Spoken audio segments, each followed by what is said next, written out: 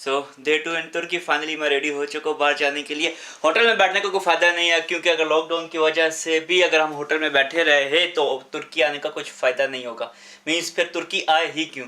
सो अभी बाहर निकलता हूँ, 2-3 मुकाम मैंने सर्च की है जो ओपन है, वहाँ पे जाके विज़िट करना है। और कल के दिन फाइनली जो है लॉकडाउन ख़त्म हो जाएगा, तो मेन जो जगह है वहाँ पे हम सर्च करेंगे। मैंने यहाँ पे सर्च किया था, यहाँ से जो ट्रेन्स चल रही है, ट्रेन्स भी लॉकडाउन की वजह से बंद है। चुका और आया सूफी की तरफ मैं पैदल रवाना हूँ, क्योंकि मेरे होटल से और आया सूफी का जो वॉकिंग डिस्टेंस है वो 10 मिनट शो कर रहा था। और यहाँ पे अगर आपको नज़र आ रहा होगा रोड के दरमियान ट्राम चलती है, आप ट्राम से भी जा सकते हैं। यहाँ से 2 स्टेशन के बाद आया सूफिया स्टॉप आ जाएगा। तो लेट्स सी कि हमें आया सूफिया ओपन है या क्लोज़ है, तो ये तो वहाँ पर जाके पता चलेगा।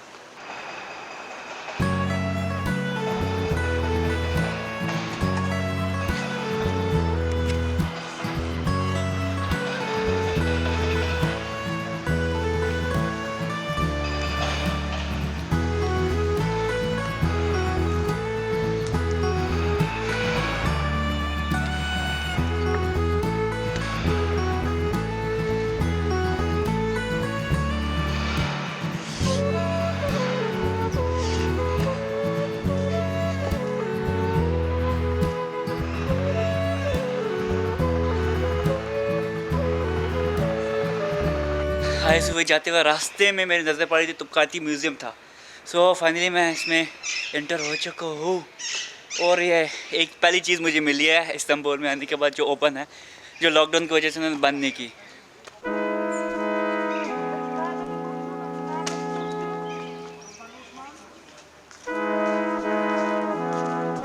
फाइनली आया सूफी का जो एरिया है उसमें इंटर हो चुका हूँ। मुझे पहले लगा था सिर्फ म्यूज़ियम का एरिया, बट अंदर आने के बाद पता चला है मेरे बैक साइड पे दरख्तों के दरमियान में, अगर आपको नज़र आ रहा होगा, वो आया सूफिया है। तो उसका कार्ड है। तो सब पहले इसका कार्ड जो है मैंने लिया है 325 तुर्किश लीरा का। सो इस पर आई मोस्ट 150 तुर्किश लीरा मैंने सेव किया। अगर आप अलग-अलग टिकट लेते तो ऑल अबाउट 500 तुर्किश लीरा जो है उसका पड़ जाता है।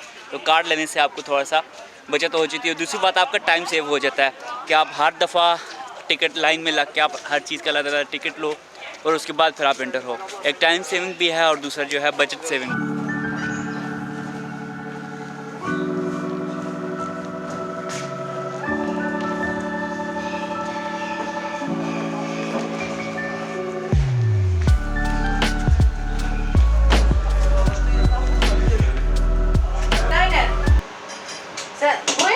मैं एंटर हो चुका हूँ, बट एंट्री पॉइंट में जो सिक्योरिटी वाले थे उसने मुझे कैमरा तो आने दिया, बट कैमरे का ट्राइपॉड उन्होंने उतार कर रख लिया।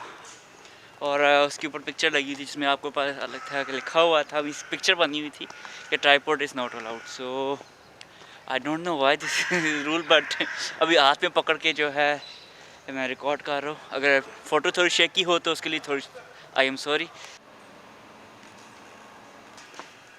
सो अभी मैं हरीम इंटर हुआ हूँ। हरीम एक्चुअली अरबिक वर्ड है जिसका मतलब है कि एक ऐसी जगह जहाँ पे हर किसी को जाने की इजाज़त नहीं, जिसका अरबिक में अगर इसको इंग्लिश में ट्रांसलेट करके लिखा हुआ था जिसका मतलब था a place where everybody is not allowed to enter. So basically ये हरीम जो था सुल्तान अहमद ने बनवाया था, और उनकी जो फैमिलीज़ में वैसे सुल्तान अहमद में जो गर्ल्स और जो किंग की फैमिली में जो वुमेंस थी उसके लिए की रहायशगाह थी ये प्लेस। सो इसको एक्सप्लोर करते हैं।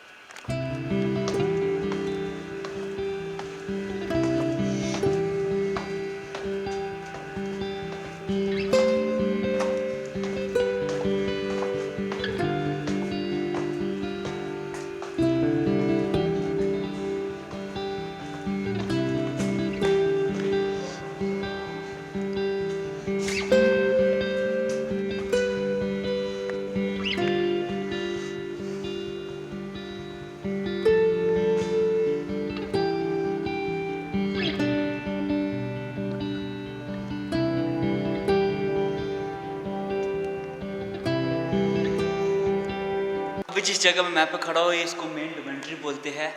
और अगर आप कुर्दोगलस अर्तुगरुल और कुर्दोगलस उस्मान देख रहे हैं तो आपको उस मूवीज़ में इस तरह की चीज़ें जो है वो देखने को मिलती है। और इस हरीम की जो मेन बिल्डिंग जो इस्टेब्लिश की गई थी वो 1556 में जो है वो इस्टेब्लिश की गई थी। और आने वाले बादशाह और सुल्तानों के दौर में ये कायम रही है। हत्ता के जो अपना सुल्तान उस्मान बोलते हैं, जो कि हम पाकिस्तान में जिसको गाजी उस्मान के नाम से ड्रामा भी चल रहा है, उसके दौर में भी ये जो डोमेंट्री है इसको अपग्रेडेशन भी होती रही है। और ये जो टाइल्स नीचे लगी हुई है इसके बारे में बार बोर्ड पे लिखा हुआ था कि 1556 की टाइल्स थी, और इसमें जो टाइल्स है कुछ रिप्लेस भी की गई है सिमिलर टाइल्स के साथ। जैसे जैसे आते हुए सुल्तानों के दौर में इसकी रिस्टोरेशन और रिस्टोरेशन का काम जो है वो जारी रहा था।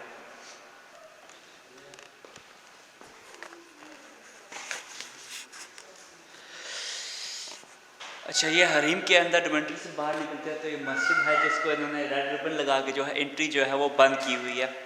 तो ये हरीम की मेन मस्जिद थी जो कि उस टाइम पे डबल स्टोरी थी, और ये अभी तक आलमोस्ट सेम की सेम है। आई डोंट नो इनको इसने तुर्किश हुकूमत ने इसको रिस्टोर किया है या नहीं, बट ये अभी तक देखने में जो है आपको इंस्पिरेशन जो लुक है वो देती है। ये मस्जिद के साथ है इनका जो वज़ू करने की जगह है वो बनी हुई है। और यहाँ पे आते हुए आपको ये एक चाचा नज़र आएगा जिसके हाथ के सामने इनका कप है। मैं जब दूर से देख रहा था इसको तो मुझे ऐसा लगा कि इतनी फाइन तरीके से इन्होंने इस पुतले को है वो डिज़ाइन दिया है कि आपको बिल्कुल असर लगता है। मैं समझ रहा कोई आदमी खड़ा हुआ है और उसके साथ फ़ोटोशूट जैसे कि होता है मिक्की माउस, आप किसी भी प्लाजे में जाते हैं उस किस्म का होता है। बट ये स्टैचू है उसमें इन्होंने लिखा हुआ please do not touch.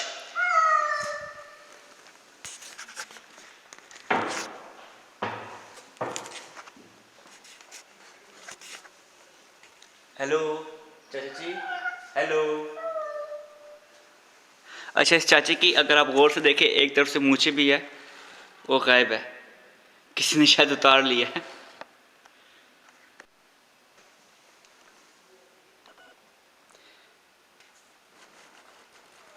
Hello भाई, आप लोग क्या कर रहे हो यहाँ पे? ये आई थिंक सो इसके ऊपर बोर्ड नहीं लगा हुआ, पर देखने से पता चलता है कि ये हरीम का जो है मेहमान खाना जिसको हम बैठक बोलते हैं वो है। और इन्होंने 3 स्टैचू भी बनाए हुए, 2 लोग जो है वो हुक्का पी रहा है और तीसरा आदमी जो है वो उसको कोयलों के साथ सेट कर रहा है।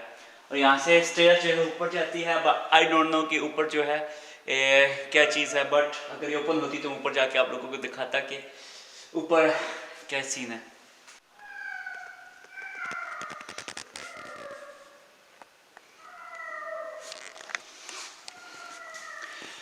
अच्छा, हरीम के अंदर अब ये जगह जो है ये हमाम के तौर पे यूज़ होती थी।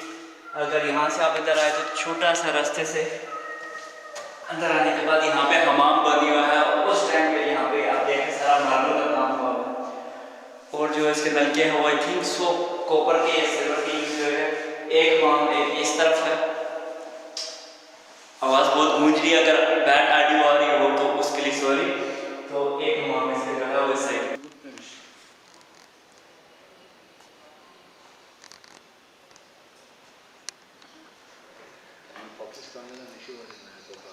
अच्छा, यहाँ की पुलिस भी जो है वो काफ़ी फ्रेंडली है। तो मैं उसने पूछा कि कहाँ से हो, मैंने कहा पाकिस्तान से। तो वो बड़ा खुश होकर मिला एंड फिर उसने बोला आप खड़े हो मैं आपकी पिक्चर लेता हूँ। यहाँ पे उसने मेरी पिक्चर भी ली। हाँ, और वो तुर्किश में उसको कुछ बता रहा था कि पाकिस्तान के बारे में। मुझे समझ तो नहीं, अलबत्ता उसके एक्सप्रेशन से यही लग रहा था कि वो खुश होकर बता रहा है।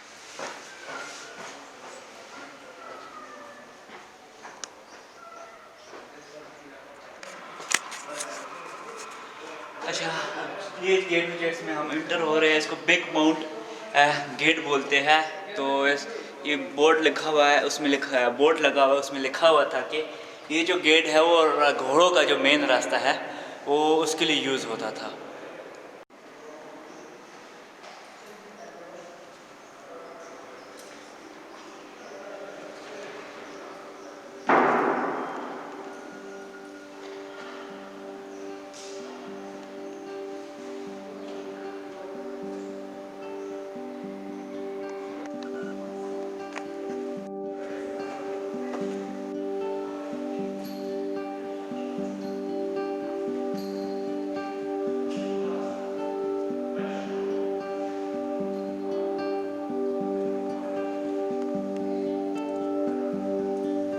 अभी जिस जगह पे मैं खड़ा हूँ ये ब्लैक इनकरेजेस ऑफ हरीम है।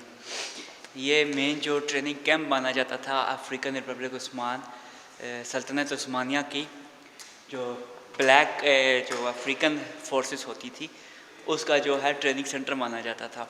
सो इसका जो हेड था वो भी जो है एक अफ्रीकन मुस्लिम था।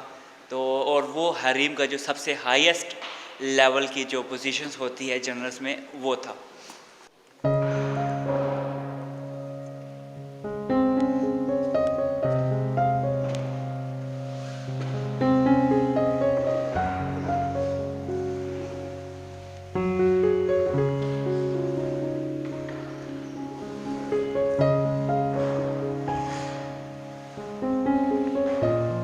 ये जो अपार्टमेंट है ये सुल्तान की जो मदर होती है उसके लिए होता था। ये वीआईपी जो होता है उसके लिए मतलब होता था। जो नॉर्मली जो सुल्तान है और किंग की फैमिली से है वो ओल्ड कपाटी पैलेस में होता था, और जैसे ही कोई भी उस्मान सेलेक्ट होता था उसकी मदर ऑटोमेटिकली इस अपार्टमेंट में जो है वो शिफ्ट हो जाती थी। और अगर उस्मान जो सुल्तान है उस टाइम का वो मर गया या तो उसको ओहदे से हटा दिया गया तो उसकी मदर को दोबारा कपाटी पैलेस में शिफ्ट होना पड़ता था।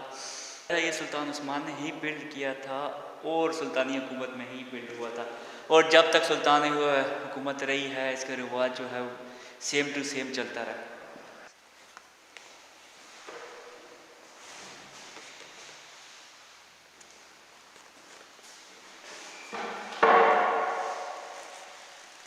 अच्छा, इस अपार्टमेंट की जो बनावट है और इसके जो बनाव संभाल है ये बाकी जितने भी अपार्टमेंट है उससे जो है वो काफ़ी ज़्यादा वीआईपी स्ट्रक्चर में डिज़ाइन किया गया है, जो इस बात की अलामत है कि ये जो है सुल्तान की जो है वीआईपी आदमी की जो रहायश हो सकती है। और खिलाफत उस्मानिया के टाइम पे यहाँ पर रहना एक एजाज़ की बात होती थी, क्योंकि जो यहाँ सुल्तान की मतलब यहाँ पर शिफ्ट होती थी उसके पास जो है काफ़ी ज़्यादा इख्तियारात आ जाते थे। जैसे कि हमारे आजकल के दौर में खातून अव्वल होती हैं उस हिसाब से उनके पास जो है इख्तियार आते थे।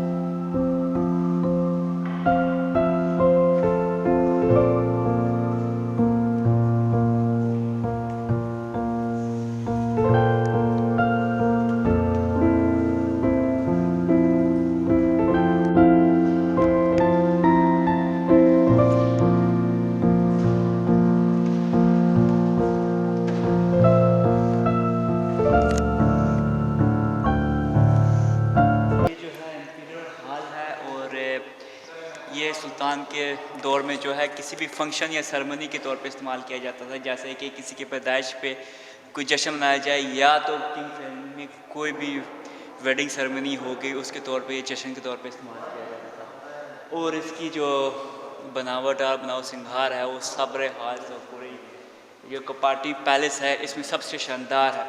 इसमें गोल्ड का फिनिशिंग है, टच है, मीन्स गोल्ड करके आई डोंट नो कि ओरिजिनल गोल्ड है, एक बार देखने में एक बहुत ही शानदार लुक देता है।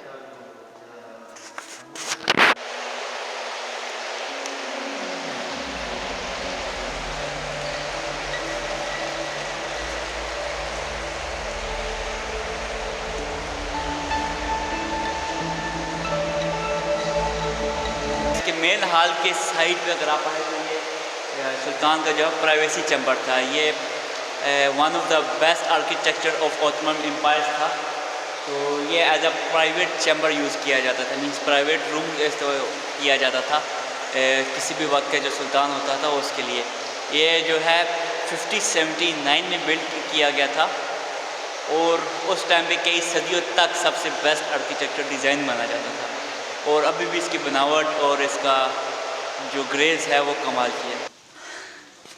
मेरे पीछे जो म्यूज़ियम का हाल है इसमें जितनी भी वो होली जितनी भी इसके अंबिया कराम की जो निशानियां हैं वो रखी गई है, स्पेशली आका दो जहां मोहम्मद सल्लल्लाहु अलैहि वसल्लम की, उनके मुँह मुबारक, उनके जो पाँव का जो निशान है वो रखा गया है।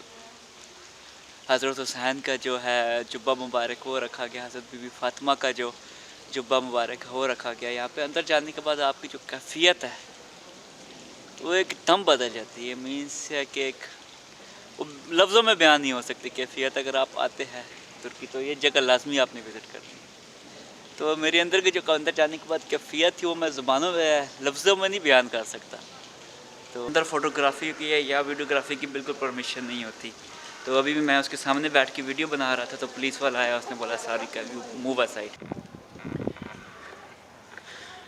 सो अभी मैं आगे चर्च में गया था और ये सुल्तान खिलाफत उस्मानिया के दौर पे चर्च से मस्जिद में जो है वो तब्दील नहीं किया गया, बट ये था कि यहाँ पे जो क्रिश्चियन आबादी थी वहाँ नहीं बंद हो गई थी और उसके बाद इस चर्च को जो है एज आ वेपन स्टोर यूज़ किया गया।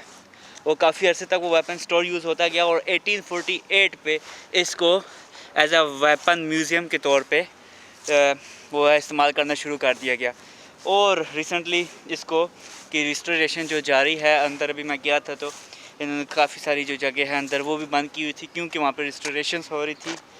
बट द वे हु आया सूफिया की तरफ, अगर आपको नज़र आ रहा होगा मेरे बैक पे आया सूफिया है, यहाँ से एग्जिट करके राइट ले गए तो आया सूफिया की तरफ हम चल पड़ेंगे।